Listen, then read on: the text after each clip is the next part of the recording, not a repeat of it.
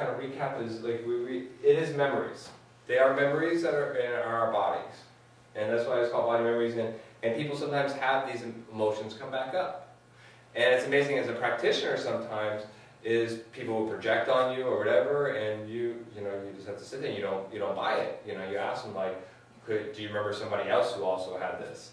And then all of a sudden tears come up and like, oh my God, you remind me of my uncle, you remind me of somebody else, and then a trauma might come up. And it's just like, they were having a memory, and it might be a simple thing, and so we catch that. So the Buddhists do believe that our bodies are a diary, and this is what we are. And so we have incomplete experiences in our body, and we get in that car accident, I can't emotionally deal with it now. I get in that relationship, I can't emotionally deal with it now.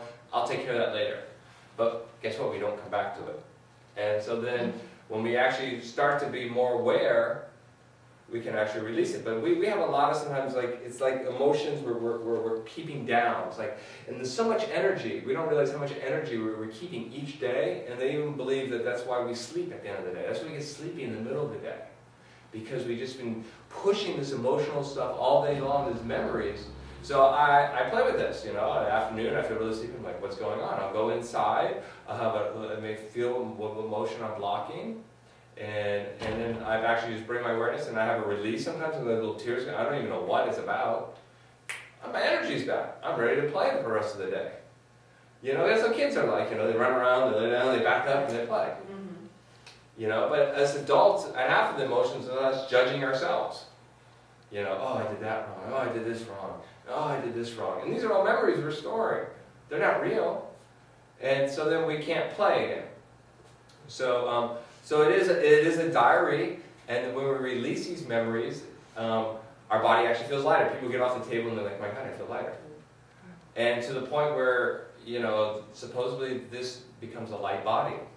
We get lighter and lighter, releases all the stored diaries, and we actually become a lighter body.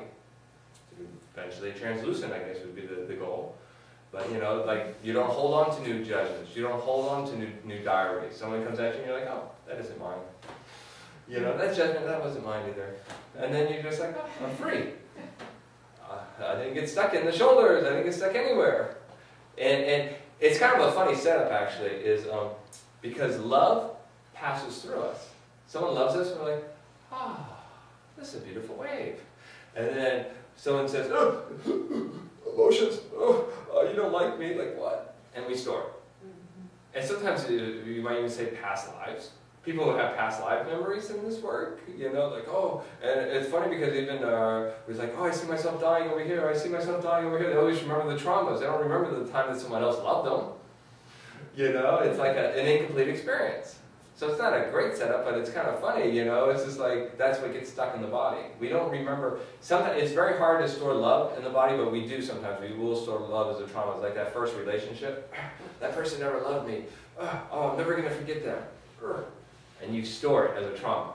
That's the only time really that love can be stored, but it actually passes through us. So when we have an experience and we finish the experience and the tight shoulders, it's just completing the experience.